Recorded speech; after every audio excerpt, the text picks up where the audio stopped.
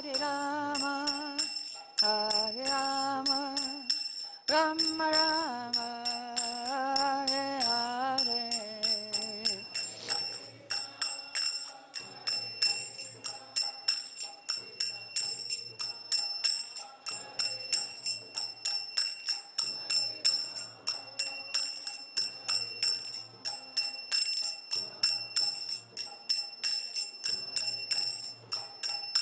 Jaya Prabhupada, Jaya Prabhupada, Jaya Prabhupada, Jaya Prabhupada.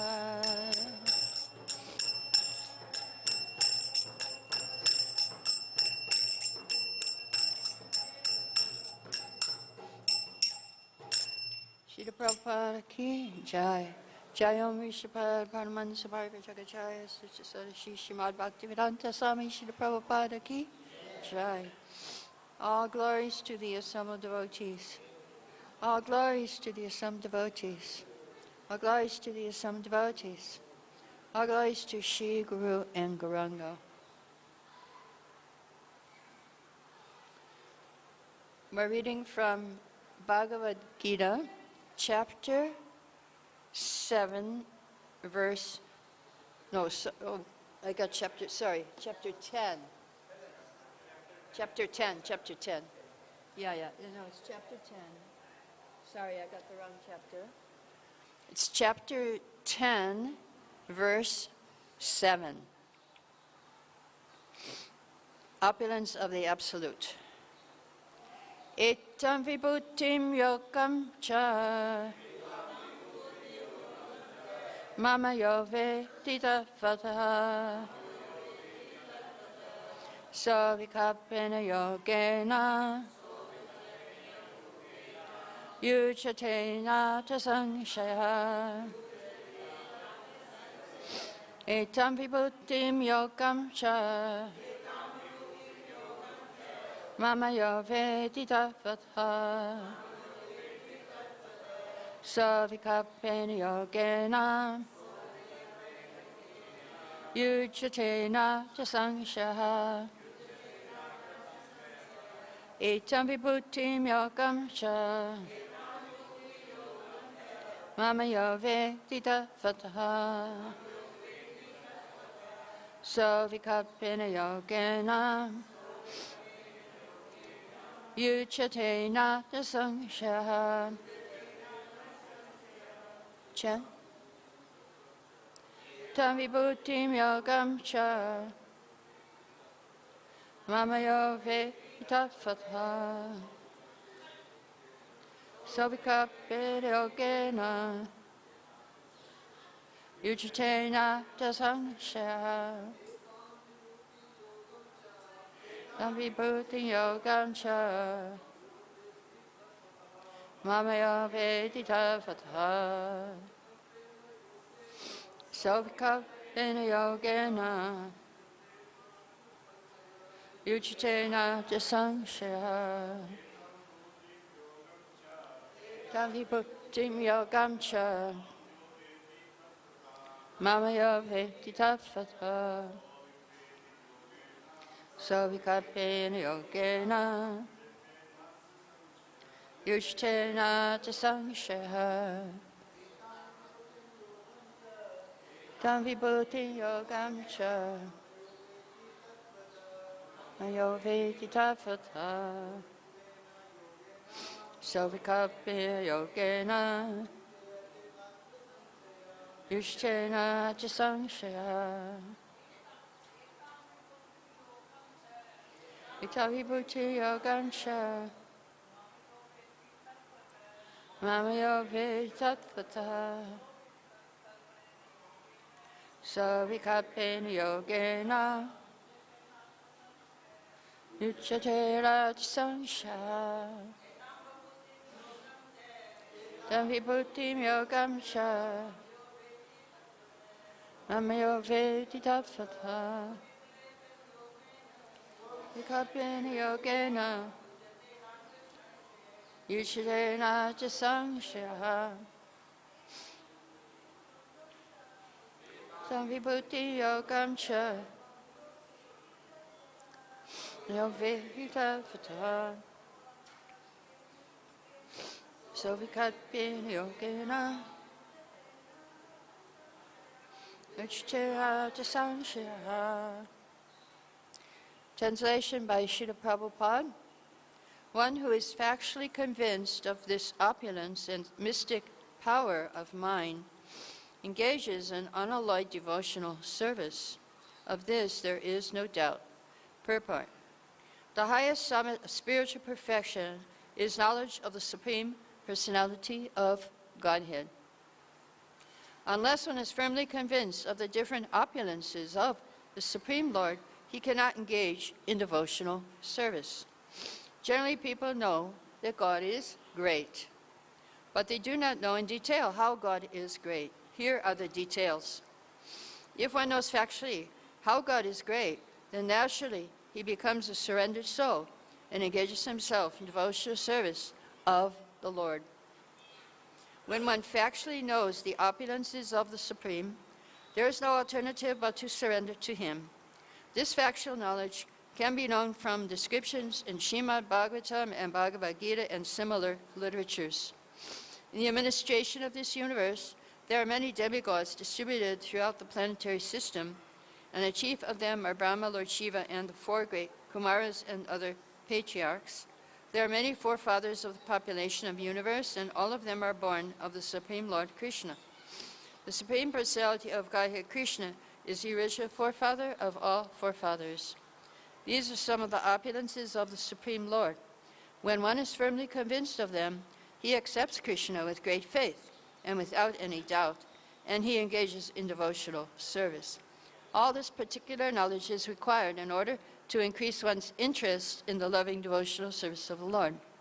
One should not neglect to understand fully how great Krishna is, for by knowing the greatness of Krishna, one will be able to be fixed in sincere devotional service.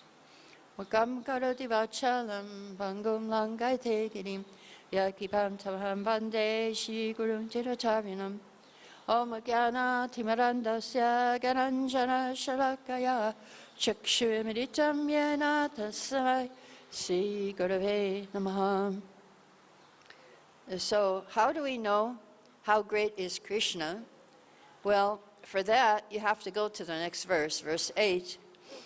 It tells what is the greatness of Krishna. Krishna says, I am the source of all spiritual and material worlds. So that is really great. Everything we see here in this material world and everything in the spiritual world is coming from Krishna, like beginning of Bhagavatam. Om Namo Bhagavate Vasudevaya. It's coming all from Krishna. So then he says, everything emanates from me. Same idea. Everything's coming from Krishna. Now what happens if you know, if you have this knowledge that everything's coming from Krishna? Krishna is the source of all spiritual material worlds. What would your behavior be? How would you behave if you had this knowledge that Krishna is the source of everything? Well, verse 8 tells you, and this verse also, if you know the mystic opulences, if you have this knowledge, if you're convinced of this opulence and mystic power, then you engage in unalloyed devotional service. Now, verse 8 says the same thing. It says that the wise who perfectly know this engage in my devotional service and worship me with all their hearts. So we have to give our heart to Krishna. Just like at the end of Gita, Krishna was saying, Sarvadharmam prityaja mamekam sharanam vrajas. Give up everything and surrender to me, and I will protect you from all sinful reactions. Well, in Bhagavatam, this knowledge is also there. There's a verse spoken by Shukadeva Goswami, which says the same thing. And in the purport, Srila Prabhupada makes a different translation of this verse about surrender. Instead of, he's saying, surrender to me, Prabhupada says, give yourself to me. More like a lover and beloved. And so that's a beautiful translation. We must give ourselves to Krishna. We must give our heart to Krishna. If we have that, we know Krishna is the Supreme Personality of Godhead. That means He's our Father. He's the forefathers of all forefathers. You go back, you want to trace your genealogy, it'll go back to Krishna. He's the Father of everyone. So isn't that wonderful? We're all Krishna's children and great-great-great-great-grandchildren. We're Krishnas. We belong to Krishna. We're Krishnas. We're Achyuta Gotra. We're part of the family of Achyuta. So how do we worship Krishna? We offer sacrifice. So how should we worship? What should we offer? We heard in the 9th chapter, Patram Pushpam Phalam Toyam, fruit, flower, leaf, water. You can offer to me. You offer this with bhakti. Bhakti is the main thing. It's not the leaf, the fruit, the water. It's the bhakti. That's what Krishna's looking for. That's what we're not giving to Krishna. We're not giving our love. So He wants our heart. He wants our love. And so if you study the universal form of Krishna in this material world, you will see that the hairs of His body are the vegetation. They are the plants and the vegetables, and that's what we offer to Krishna.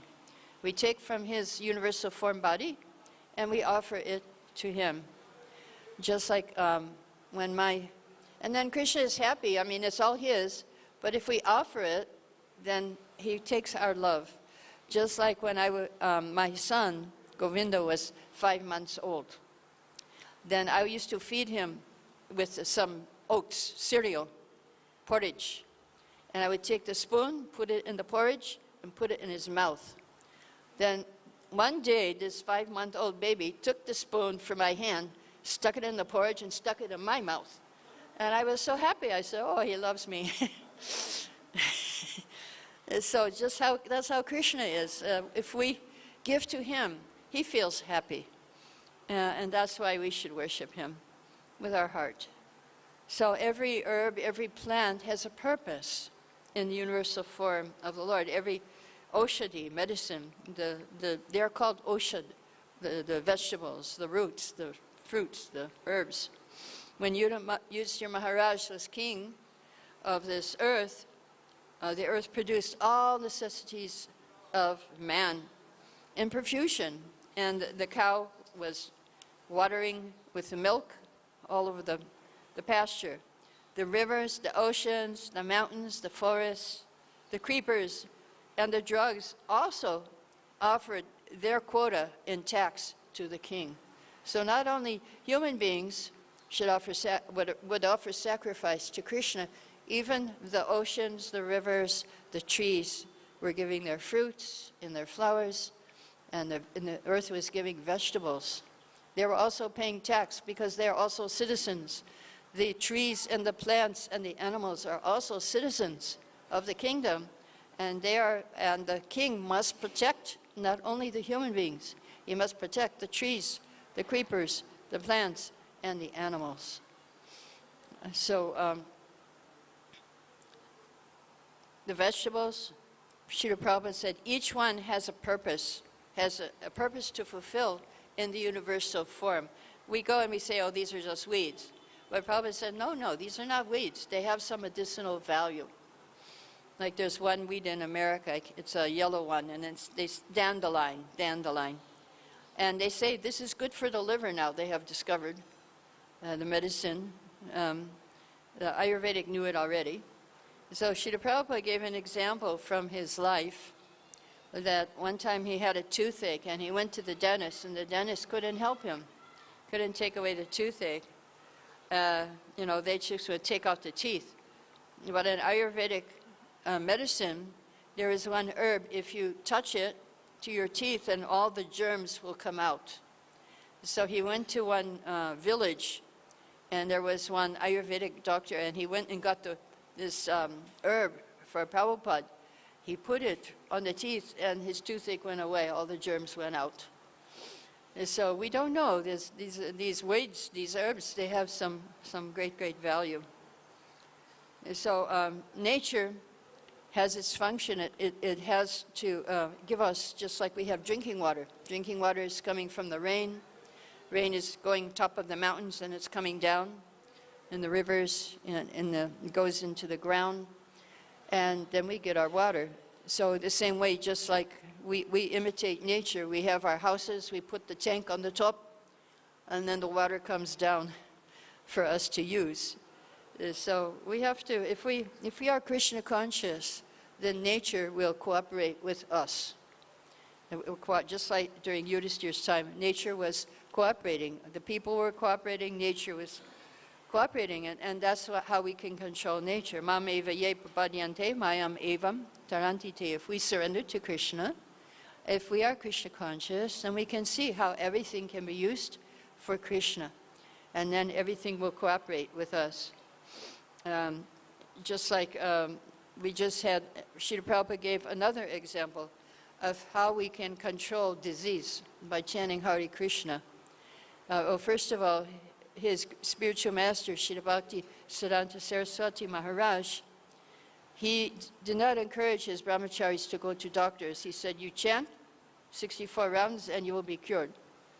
So Srila Prabhupada gave example from his own life that there was a plague in Calcutta in 1898. There was a plague all over Calcutta. Everybody was dying. And so then one Babaji started a Harinam. And they went all through all the houses of Calcutta and they stopped the plague. Yeah, we could have, I guess COVID, we could have done that, but I don't know. It didn't happen. So yes, we can take shelter. If we, even disease will be finished. And Krishna does say that in Gita, I will protect you from all sinful reactions. So this is Krishna's property. It's coming from him. It means it belongs to him. He has created the rivers, the oceans. He's making arrangement. And if we surrender to him, Prabhupada says the ocean will serve us, the river will serve us, the sun will serve us. The empiricists, of course, they disagree. Why should we worship the Lord? I am God. Everyone should worship me. So this is why we're here in this material world, because we think everyone should worship me. Why should I worship Krishna? You tell people surrender to Krishna. Why? I'm God. You should surrender to me. And so this is the problem. So but the personalist, he has a whole different attitude. He feels grateful to Krishna. Thank you, Krishna, for giving me this opportunity to serve you, to take the things of this world and engage them in your service. So one reason why we should worship Krishna is out of gratitude, because he's giving us all these things that we have to use. So out of gratitude, we should worship Krishna. Srila Prabhupada says in one purport that when human society is grateful to the Lord for all the gifts, for maintenance, then there is no scarcity or want in society. So we need this gratitude. We need to express our gratitude to Krishna by offering the things to him. Sometimes in the 70s, the Sankirtan devotees would go on traveling Sankirtan city to city in the USA, Canada, and sometimes they would walk into the supermarket and they would offer the whole supermarket to Krishna. Of course, not the meat, fish, and eggs. And then they could take everything out and just eat it as prasad. They used to do that. I wouldn't recommend it, but they used to do that. So the pure devotee understands everything belongs to Krishna. Not only to Krishna everything belongs to Krishna's servants. The servants also, just like when the Prithu Maharaj, he was hearing Krishna consciousness knowledge from the 4 Kumaras, and he wanted to give some dakshina, he wanted to give some present to them for his knowledge.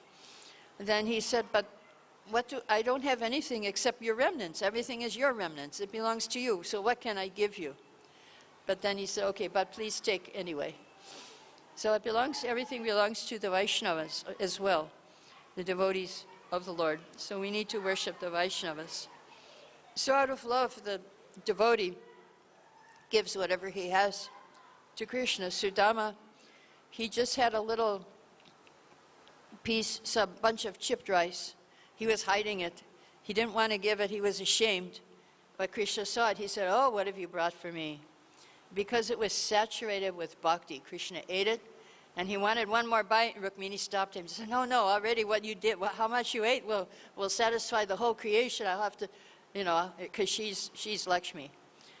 She was thinking, "Oh my God, I have to go to his house and give so much opulence. Don't eat more. It's enough, just one bite." So, because bhakti is there, it was saturated. So, there is a verse in 10th Canto, 22nd chapter. Itavajjama safalyam dehinam ihadehishu pranar artar tyavacha shaya achernam sada. 4 things you should give to Krishna. First thing is prana. Give your life. So many of us have given our lives to Krishna from young age. I think I joined when I was 22. I was on the older side. 22 is like old age. Mostly they were teenagers who joined. Rukmini, she was 16, different. I think also His Holiness Sachinand Swami was like 16. I was like on the little old age side, 22 years old, they told me. But we gave our youth for Krishna. So we gave our life. But you might think, well, that's too much. I can't give my life. Okay. If you can't give your life, then give artha, give your wealth. Give something to Krishna, give some money, give donation. And you may think, well, no, that's too much, I don't have any money. Pranar artha diya, give your intelligence. Manage something, give some suggestions how to manage, how to run the movement. Well, you might think, well, I don't have much intelligence or money, can't give my life. One more thing's left, your words. Give your words. Speak about Krishna. Chant Hare Krishna. Tell others to chant Hare Krishna. Distribute books to others. Tell them about Krishna. Pranar artar diya vacha. So vacha, give your words to Krishna. You can give. So preacher sees all living entities as parts of Krishna. They all belong to Krishna. Everything comes from Krishna. We also came from Krishna, all living entities. So therefore, Srila Prabhupada, he was looking at all the living entities, and he wanted to give them all to Krishna. I was just reading a book by my god sister Govinda Dasi. She was sitting with Srila Prabhupada in a garden, and he saw one insect, a slug. A slug is like a worm, a furry worm, and really ugly. And she looked and she said, "Oh, disgusting." And Prabhupada said, he looked with very compassion and he said, "Chant to the poor creature." He was feeling so much concern for this little insect. So the pure devotee sees like that. He sees equal vision. The dog, the elephant, the Brahmin, the rickshawala. He sees everyone equally. He sees the ants. In fact, another one, one of my godbrothers, Narayani, he recently left his body. He was sitting at a table with Srila Prabhupada, and he was across. Prabhupada was across from him at the table. And Srila Prabhupada said to him, "Do you see the ant?" And he looked, he couldn't see the ant. And so he didn't want to say no because he didn't want to seem stupid. He didn't want to say yes because that was a lie. So he kind of said, "Yeah." A kind of a combination of yes and no. So Prabhupada said, "Do you know what is your duty to that ant?" First he couldn't see it, now he's got a duty to it. So he said, "No." He said, "Your duty is to make that ant Krishna conscious, and our whole movement will be a success." So Prabhupada saw everyone equally. He had that equal vision. He had that compassion for everyone. He had so much compassion.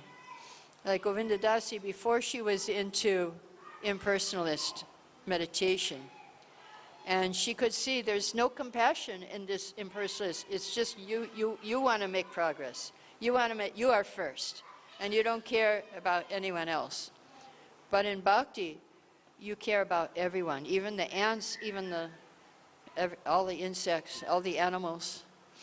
One more story about insects was Shuddhakirti. Prabhupada was sitting with Shuddhakirti, and he said, "You see that little worm over there?" And Prabhupada said, "He's not moving. I think he must be sick. Go and give him a little piece of flour." And so he's thinking for everyone and everything. And so this is Krishna consciousness. So Prabhupada had that vision. He engaged all of us, rich and poor, in Krishna's service. Some of us had nothing to give to Krishna, others had something.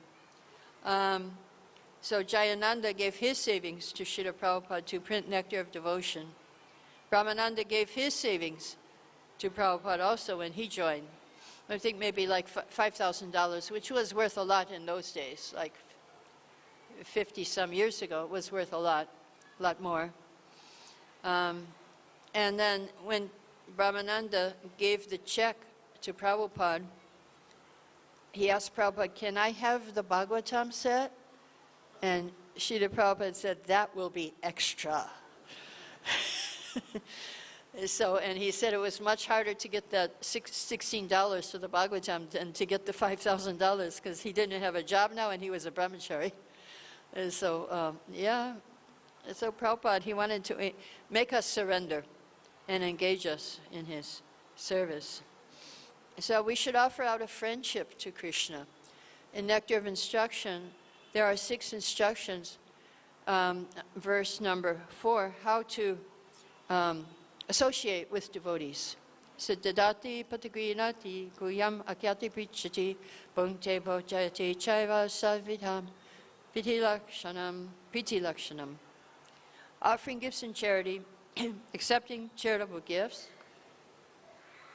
beginning one's mind in confidence, inquiring confidentially, accepting prasad and offering prasad are the 6 symptoms of love shared by one devotee and another. So, you might not be aware, but Prabhupada said in a lecture in the early days, very early days, 1966, you should do all these 6 loving exchanges with Krishna also. We should make friendship with Krishna and do these, offer food, accept prasad. Reveal your mind and inquire confidentially. Here are the answers to your questions. Accept prasad and offer gifts to Krishna and accept gifts from Krishna. And Krishna reciprocates. Just like this morning, I went and I gave some donation in donation box. Immediately I got a garland from Balaram. Krishna reciprocates with me. I said, "Wow, thank you, Balaram." And he gave me, I'm allergic to these kind, but he gave me a rose garland, which I'm not allergic to. And so I thought, wow, he's very personal with me. So Prabhupada explains that we must have these 6 exchanges. If you want to make friendship with somebody very great, then you have to give him a gift. You have to give him a gift. So you have to practice how to love Krishna. So Prabhupada tells how to practice how to love Krishna. What is the practice? Get up early in the morning. You don't like to, Prabhupada says, but you think, I'll get up early to satisfy Krishna. This is the beginning. Then, I have to chant 16 rounds. Srila Prabhupada said, you may be lazy. You may not want to do it. But if you want to love Krishna, then you must do it. So in the beginning, we have to learn how to love Krishna. And when we come to the state of love of God, then you don't think, I have to chant. You can't wait. Oh, wow. I can't wait to have my shower and get my hand in my bead bag and start chanting. Yes, my beads are waiting for me. I can't wait to have my relationship with Krishna while I chant. And so this is spontaneous. I saw when I was in Jaipur, many years ago, they have a Mangal Arti and they have this Radha Govinda deities, and everybody comes to Mangal Arti. So before Mangal Arti, like half an hour before, I was in my hotel room and I heard people running in the streets shouting, Govinda, Govinda, Govinda. spontaneous love. They were running to Mangalarti and shouting. They couldn't wait to see Govinda. Govinda in Jaipur. So about inquiring confidentially is when you go and pray to Krishna, then you're revealing your mind. And when we were new devotees in 1970, our practice was everybody had to go up. We made it one day in a week in front and go to the deities and tell them, this is the service I did for you this week, and these are my problems, please help me. And we had to wait in a queue, in a line, and everybody had to go up one at a time and reveal your mind to the deities. And there were 65 of us, so it took quite a while. Anyway, yes, when we go to the deities, you can pray. Praying is talking to Krishna, and Krishna will talk back. He will give you answers.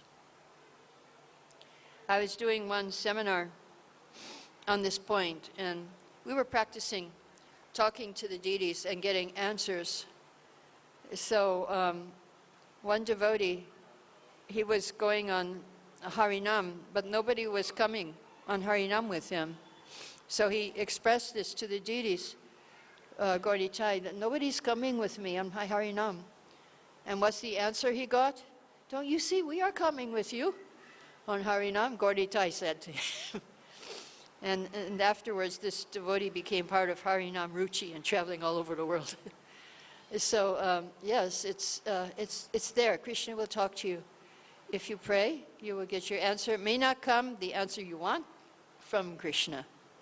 It may come a different answer. So you have to be very alert to see. And so this is in London. Srila Prabhupada came into the airport.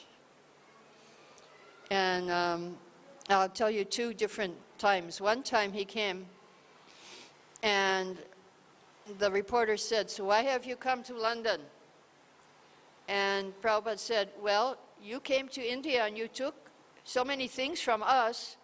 You took all our resources, but one thing you forgot to take, and that is our culture, our Krishna consciousness. So I have come to give you what you forgot to take. And so, and another time in the airport in London, everyone was bowing down on the floor as soon as Prabhupada came. So the reporter said to Prabhupada, do you think you are God? And Srila Prabhupada said, spiritual master should be given all respects as God. But if he thinks he's God, then he's a dog. So he always had the perfect answers for the reporters. They couldn't win. They couldn't win. So if you check the lotus feet of Srimati Radharani, you will find on her foot, one of her feet, there is a mark of a sacrificial altar.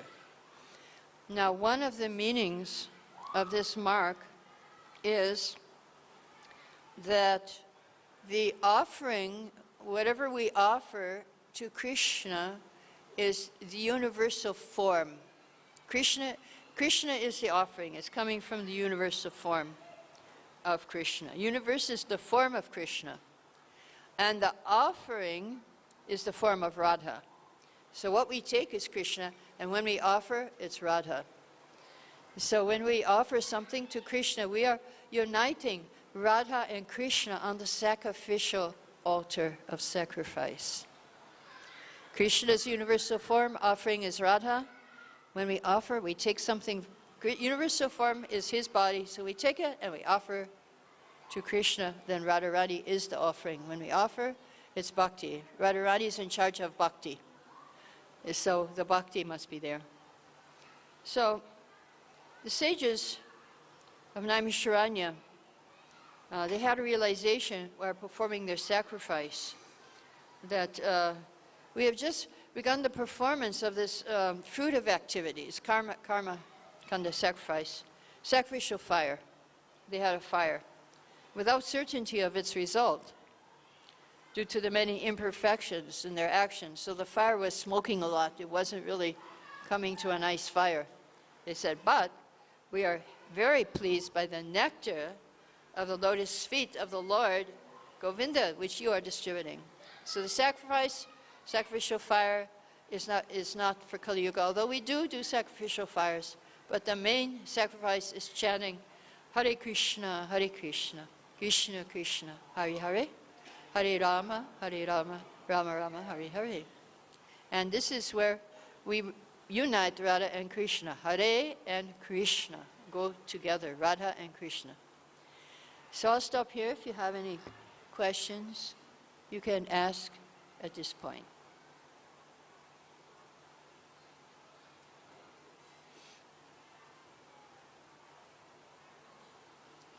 Nobody has any questions? Okay. Jai, all glories to Srila Prabhupada. Hare Krishna.